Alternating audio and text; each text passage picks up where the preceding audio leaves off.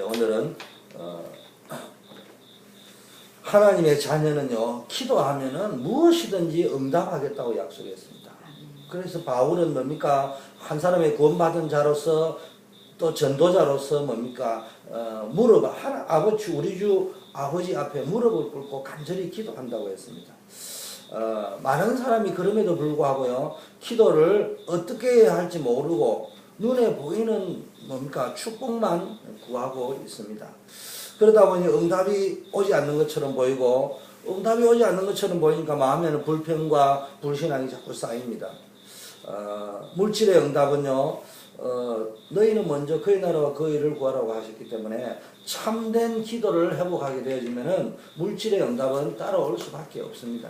그래서 자연스럽게 따라오는 것이기 때문에 우리는 뭐입니까? 하나님의 계획을 먼저 찾아내야 됩니다. 그리고 하나님의 계획을 찾아내고요, 그걸 놓고 기도할 때에 하나님께서 모든 것을 풍족하게 채우실 줄 믿습니다. 그래서 하나님께서 기뻐하는 기도는 뭐냐? 정체성을 깨닫는 기도라고 했습니다. 하나님의 자녀는요, 하나님께 기도할 수 있는 특권을 부여받았습니다. 또한 우리는 복음의 관점으로 보면은요, 이제 복음을 받았기 때문에 이 시대와 현장을 또 현실을, 세상을 보는 영적인 눈도 우리는 복음 안에서 가지게 되었습니다. 그래서 이제 우리의 기도는요, 늘 나의 영적 정체성이 확인되어지는 기도를 해야 되고요, 현장과 시대를 향한 하나님의 계획이 깨달아지고 발견되어지는 기도를 해야 됩니다. 그래서 그러니까 하나님이 나를 통하여서, 우리 교회를 통하여서 어떤 계획을 가지고 계실까? 또 하나님이 나에게 주신 사명과 소원은 무엇일까? 이거를 찾아내기 위해서 주님 앞에 늘 기도해야 됩니다. 그래서 영적인 정체성이 발견되어지고, 하나님이 나에게 주신 현장을 향한, 그러니까 시대를 향한 하나님의 계획이 발견되어지고, 그 사명이 발견되어질 적에 뭡니까? 하나님께서 나머지 것도 같이 채우는 것을 체험하게 되어집니다. 그래서요, 기도해야 될 이유, 올바른 기도 제목을 찾아야 된다는 말이 이 말이다, 이 말입니다. 두 번째는 뭡니까?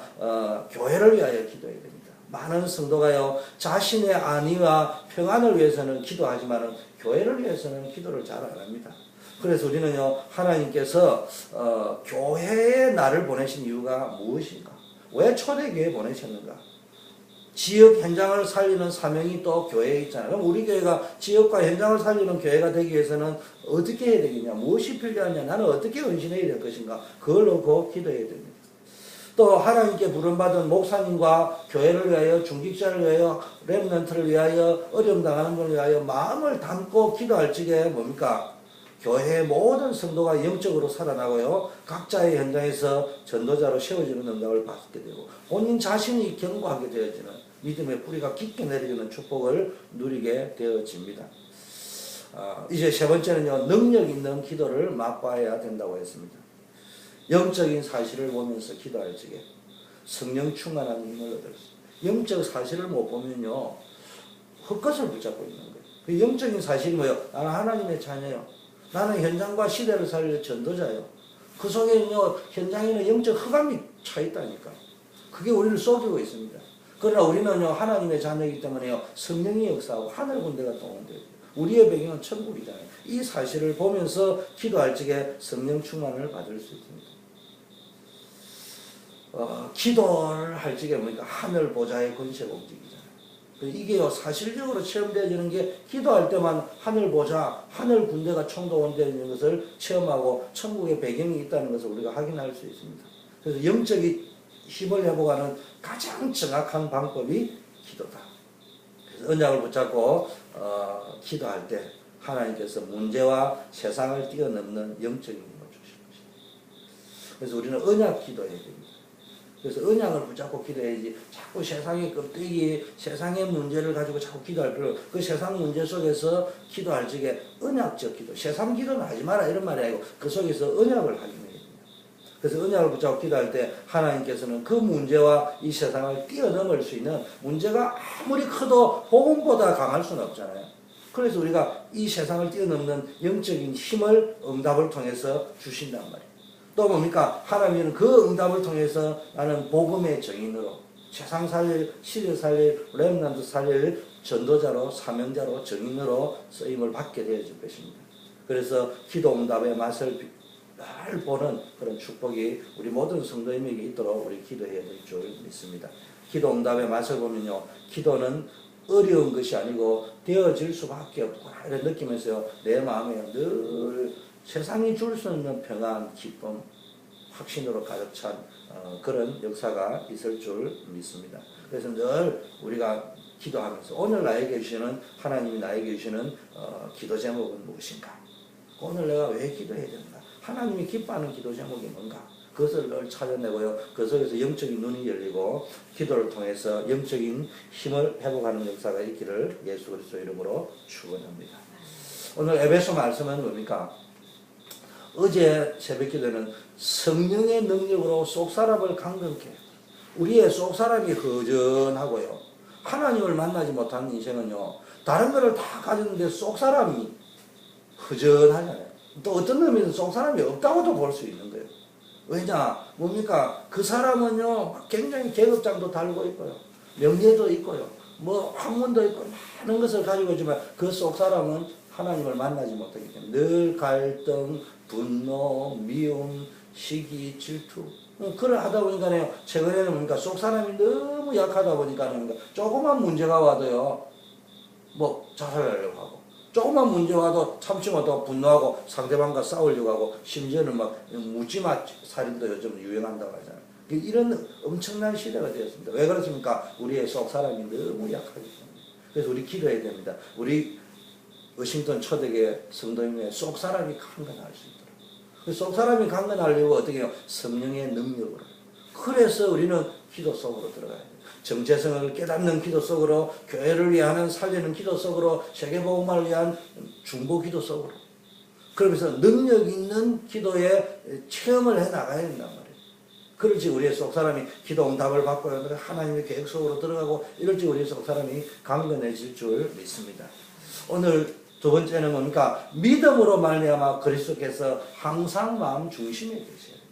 우리가 기도해야 되거든요. 성령의 능력으로 속사람이 강건해지도록 기도해도, 두 번째는 믿음의 사람이 되어서 그리스도께서 항상 마음에 계시도록. 오늘은 뭡니까? 둘째 날은 그리스도가 항상 우리의 마음속에 내주해 계심을 잊지 않고 살도록. 내 안에 주님이 함께하고 계신다. 그래서 그리스도 중심으로. 다른 말로 하면요, 그리스도가 우리의 마음속에 뭡니까? 함께하고 계시고 내주해 계신다는 사실을 잊지 않고 사는 것을 뭡니까? 호람되어라고 하는 거예요. 내 안에 주님이 계시니까 그분 앞에 내가 사는 것을 보고 호람되어 신앙이랍니다. 그래서 이 호람되어 신앙을 가지고 그리스도가 항상 내 마음 중심에 계시니까 그분 앞에서 살아가고 그분과 함께 살아가는 삶을 우리는 뭡니까? 그리스도 중심의 삶이다 라고 이야기하는 겁니다. 두 번째는요, 마음에. 이 마음에 있게 해라 말이에요. 그리스도가 항상 마음에 있으라는 말은 뭡니까? 마음이 뭡니까? 우리의 인격의 중심입니다. 그 마음에서 뭐합니까? 삶의 방향을 정하는 생각하고, 또 판단하고, 또 느끼고, 또 어떤 결단하고 하는 이게 사고와 감정과 의지의 방향을 정하는 것이 마음이잖아요. 그럼 뭡니까?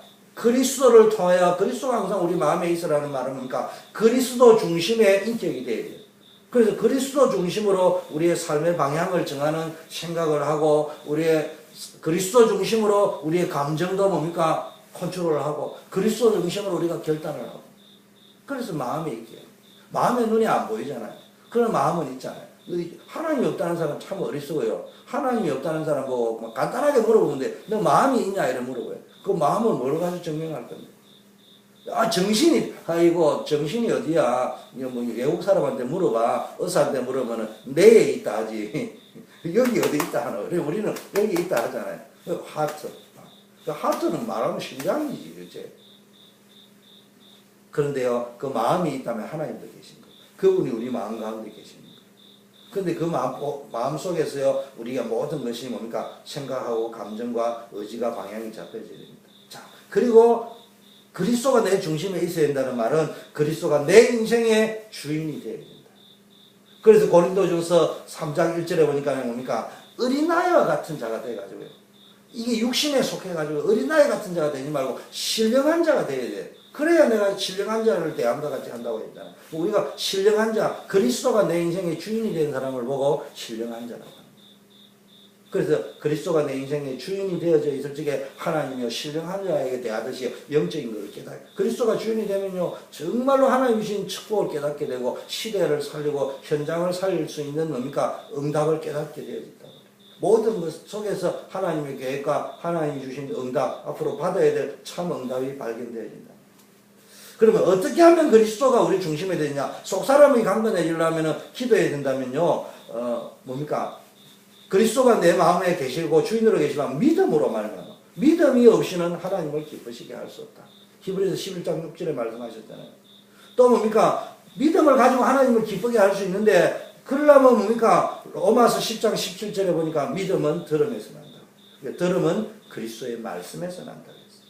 그래서 하나님의 말씀 없이는 하나님을 알 수도 없고 하나님의 말씀 없이는 예수 그리스도를 알 수도 없고 하나님의 말씀 없이는 천국의 비밀을 알 수도 없고 하나님의 말씀 없이는 교회와 성도의 본분을 또 축복을 알 수도 없습니다.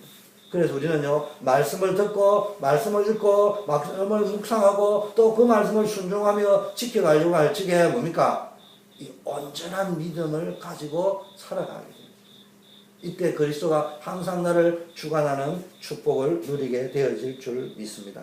나의 주인은 내가 아니고 하나님이라는 사실을 믿고 나아가는 것을 보고 믿음으로 말미암아 그리스도께서 항상 마음의 중심에 계신다고 했습니다. 우리 이 시간 기도하도록 하겠습니다. 정말로 성령의 능력으로 우리 초대교회 전 성도인들이 하나님 속사람이 강건해 주시고 믿음으로 말미암아 그리스도가 항상 마음의 중심에 계시도록 기도해야 될 줄 믿습니다.